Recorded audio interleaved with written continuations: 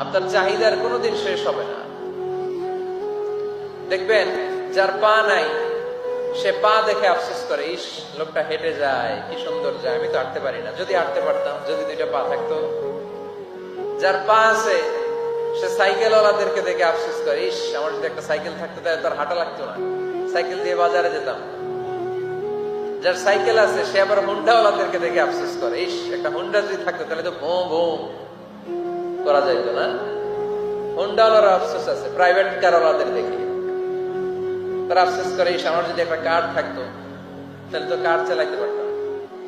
যাদের private car এদেরও আফসোস আছে, ইস আমার যদি একটা হেলিকপ্টার যদি থাকতো তাহলে তো উড়াল মারতে পারতাম, ঠিক কিনা? হেলিকপ্টার ওয়ালাদেরও আফসোস আছে, আমার যদি একটা জেট প্লেন থাকতো, jet plane, private jet plane, ও প্রিন্স ওয়ালিদ বিন তালালের মতো।